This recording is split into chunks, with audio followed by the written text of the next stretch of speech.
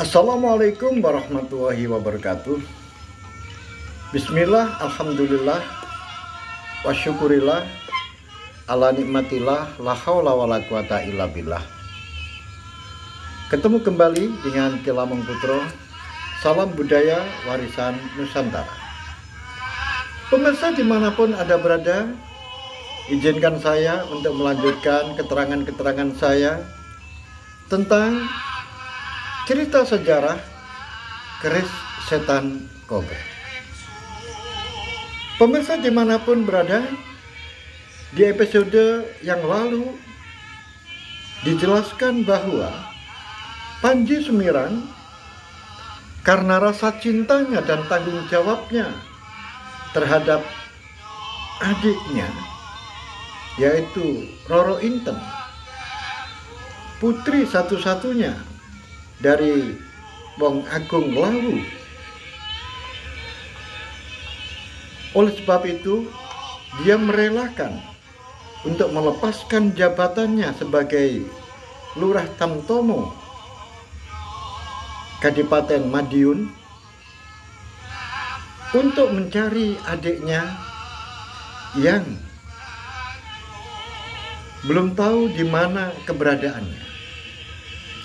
Oleh sebab itu, pemirsa dimanapun Anda berada, akhirnya Panji Sumirang memacu kudanya menyusuri hutan Jolotundo dan setiap perkampungan disinggahi dan bertanya kepada semua orang dengan ciri-ciri yang diberikan kepada Panji Sumirang untuk mengetahui keberadaan dari adiknya. Sudah hampir 1 minggu dia mencari kemana-mana, hutan sudah disisir habis, mulai dari tepi tengah sampai kembali ke tepi. Ternyata di hutan Jolotundo tidak ditemukan Roro Inten. Pemirsa dimanapun Anda berada, sementara di Kerajaan Pajang, putri dari Sultan Hadiwijoyo, yaitu Putri Pembayun, diantarkan oleh Temenggung Uragil Digdoyo untuk menempati sebuah pesanggerahan yang sudah ada dan di sekitarnya ada pasar yang sudah cukup ramai. Kemudian pesanggerahan itu diserahkan kepada Putri Pembayun, yaitu putri dari Sultan Hadiwijoyo, untuk meramaikan dan mengembangkan pesanggerahan itu menjadi sebuah pemukiman yang nantinya bisa diharapkan terus berkembang menjadi sebuah kota. Pemirsa dimanapun Anda berada, pesanggerahan itu adalah Songgoriti. Oleh sebab itu, Putri Sultan Hadiwijoyo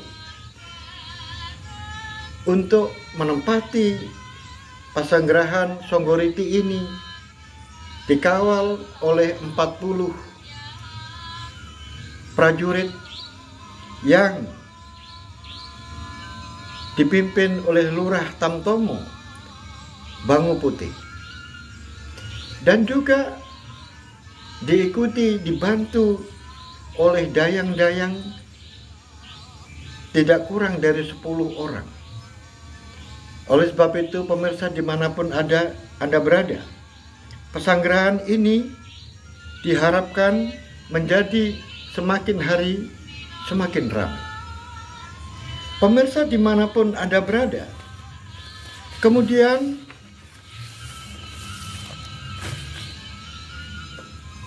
di Brangwetan terjadi perkembangan kadipaten-kadipaten yang tidak setuju dan tidak mau tunduk kepada kerajaan pajak. Maka di Brangwetan ini terjadi perkembangan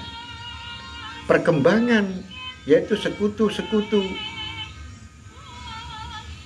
dan kelompok-kelompok kadipaten yang tidak menyetujui dan tidak mau tunduk kepada kerajaan pajak. Maka di belahan pesisir Jawa ada persekutuan, yaitu Brangwetan yang pertama, meliputi Kadipaten Tuban, Lamongan, kemudian Madura, dan Surabaya. Oleh sebab itu,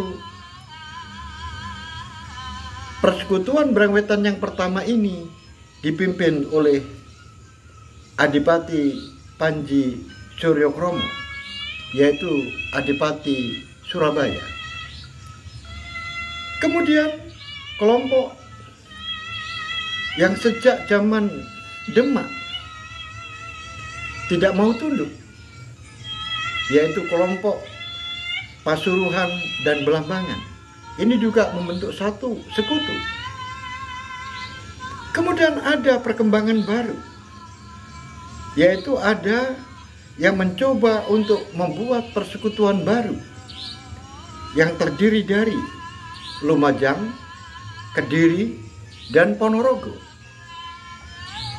Ini merupakan satu kelompok yang ingin membentuk persekutuan baru. Pemirsa dimanapun Anda berada, kelompok sekutu Tuban, Lamongan, Madura, dan Surabaya pada zaman Demak, mereka mau mengakui kerajaan Demak. Tetapi setelah Demak hancur, maka tidak mau mengakui pajak, karena mereka menganggap bahwa pengangkatan Sultan Hadiwijoyo tidak sah. Demikian juga Lumajang, Kediri, dan Ponorogo yang pada zaman Demak mereka mau tunduk dan mau mengakui Demak sebagai sebuah kerajaan, dan dia secara hukum mengikuti kerajaan Demak. Tetapi setelah Demak hancur, maka mereka tidak mau mengakui pajak. Alasannya adalah sama, yaitu pengangkatan Sultan Hadiwijoyo tidak sah demi hukum, tidak sah berdasarkan hukum kerajaan, karena pengangkatan Sultan Hadiwijoyo adalah sepihak, yaitu hanya diangkat oleh beberapa wali, yaitu Sunan Giri, Sunan Kalijogo, dan Sunan Tembayang. Oleh sebab itu, menurut mereka, pengangkatan yang seperti itu tidak sah. Apabila dibandingkan dengan Lumajang dan persekutuan Belambangan, maka dua daerah ini sejak zaman Demak tidak mau tunduk. Apalagi sekarang ganti zaman pajak, mereka juga tidak mau tunduk. Oleh sebab itu, pemirsa dimanapun Anda berada, Sultan Hadiwijoyo membentuk dua kadipaten, yaitu Madiun dan Jipang Panolan, untuk merapatkan barisannya, mengawasi gerakan-gerakan, yaitu kadipaten-kadipaten Brangwetan yang tidak mau tunduk kepada pajak. Pemirsa dimanapun Anda berada, sekarang kita kembali ke perjalanan, yaitu Panji Sumirang. Panji Sumirang sudah melewati hutan Jolotundo, sudah disisir. Sekarang dia mulai berjalan menuju ke selatan. ke selatan Gunung Lawu. Maka di sana ada sebuah hutan yang disebut dengan Donoloyo. Hutan Donoloyo juga disisir oleh Panji Sumirang untuk mencari tahu di manakah adiknya berada. Setiap dukuh dia singgahi, dia bertanya kepada semua orang dengan ciri-ciri yang ditunjukkan oleh Panji Sumirang. Tetapi belum juga ada tanda-tanda keberadaan dari Roro Inten. Oleh sebab itu, perkelanaan ini sampailah ke sebuah desa, yaitu Desa Randusongo. Di Desa Randusongo atau Dukuh Randusongo ini beristirahat, kemudian kudanya yang diberi nama kuda Samirono ini kemudian diberi minum dan diberikan kesempatan untuk merumput. Kemudian bertanya kepada penduduk setempat. Kebetulan di tempat itu ada orang yang bisa dimintai keterangan. Akhirnya Panji Sumirang bertanya kepada seseorang, "Wahai Kisana, aku numpang untuk mencari air." Maka ditunjukkan oleh orang itu, di sana ada sumur, silakan Anda mengambil airnya. Maka ditimbalah sumur itu, ternyata airnya dingin dan bening. Kemudian Panji Sumirang mencuci mukanya dan minum sepuasnya. Kemudian mengambilkan air minum untuk kudanya Samirono. Dan setelah itu Panji Sumirang menyodorkan uang kepada orang itu. Tetapi orang itu menolaknya. "Wahai Kisana, itu bukan sumur saya, tetapi itu adalah sumur dari Allah Subhanahu wa Ta'ala. Karena airnya itu bukan aku yang membuat, tetapi Allah yang membuat." Alangkah terkejutnya Panji Sumirang dengan jawaban itu. Sepertinya dia pernah mendengar kata-kata itu dari Adipati Madiun, yaitu Adipati Timur Ronggojomen. Berarti orang ini beragama Islam. Akhirnya ditanya, "Benarkah Bapak beragama Islam?" "Benar. Di sini sudah hampir satu dukuh ini sudah memeluk agama Islam." Kemudian Panji Sumirang bertanya, "Bapak beragama Islam itu mendapatkan pengajaran dari siapa?"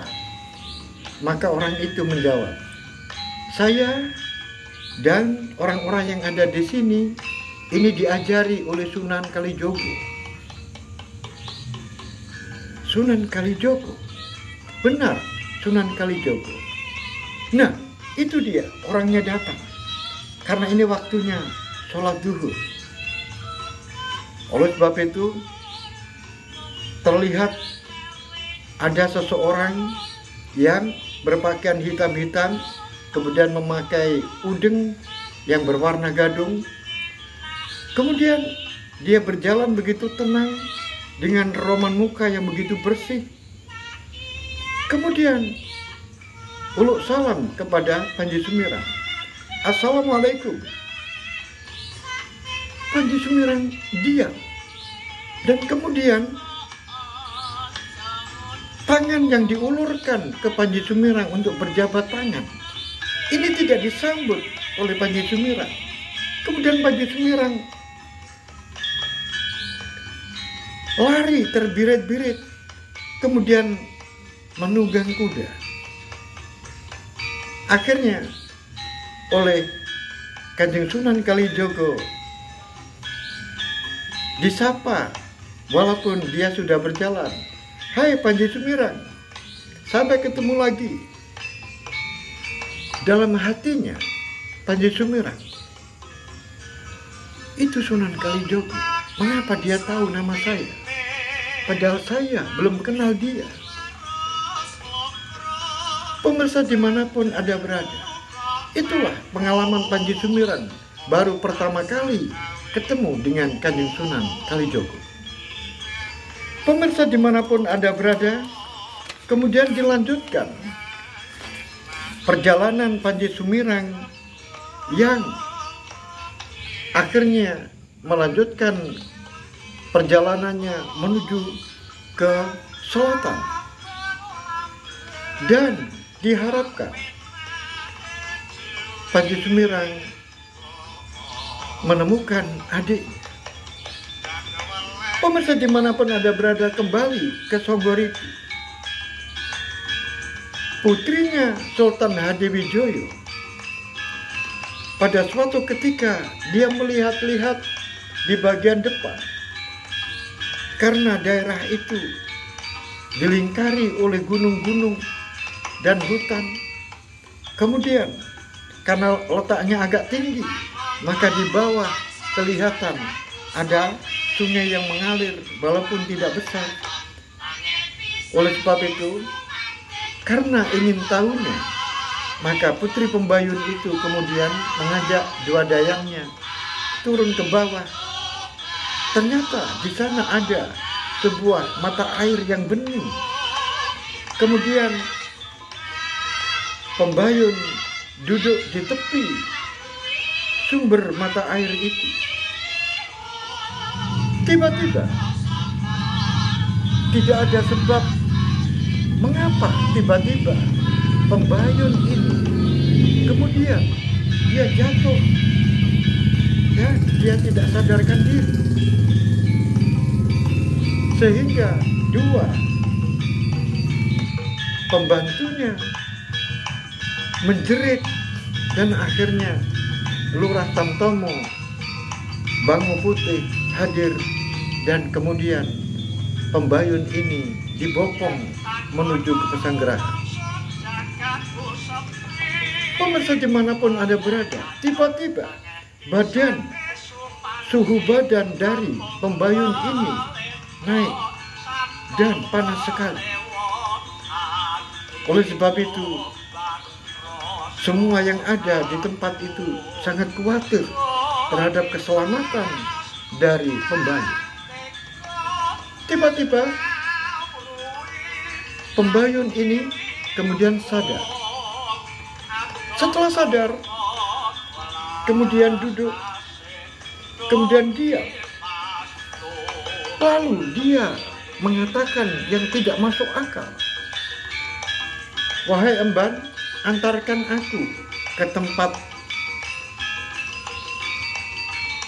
mata air yang aku duduki tadi." Maka emban mengatakan, "Wahai Gusti, Gusti Putri masih sakit. Badan Gusti masih suhunya sangat tinggi, masih panas. Bagaimana kalau istirahat dulu?" "Oh tidak, aku antarkan sekarang." Maka dua emban ini ditambah dengan dua emban lagi, sehingga 4 emban ini mengantarkan Gusti Putrinya menuju ke tempat mata air itu. Tiba-tiba Gusti Putri langsung menyemburkan diri ke kolam yang tidak begitu besar, tetapi airnya terus keluar dari bawah dan sampai ember dan masuk ke kali. Tetapi nampaknya Gusti Putri ini justru malah menjadi sehat, dan akhirnya dia selesai berkumkum di tempat itu. Gusti Putri mengatakan, "Aku sekarang sehat. Lihatlah badanku, apakah panas?"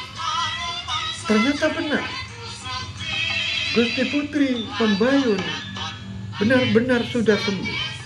Akhirnya Gusti Putri kembali ke Pesanggerahan tanpa mau dituntun lagi, dan kemudian memanggil Lurah Tamtomo Bangu Putih, wahai Bangu Putih, ambillah air yang ada di tempat saya kumkum tadi, yaitu di mata air tadi, bagikan kepada orang-orang. Itu adalah air pengobatan. Pemirsa dimanapun Anda berada, akhirnya Bangu Putih dengan 40 anggotanya, prajurit 40 ini kemudian membagikan air ke semua orang yang ada di sekitar Pesanggerahan Songgoriti.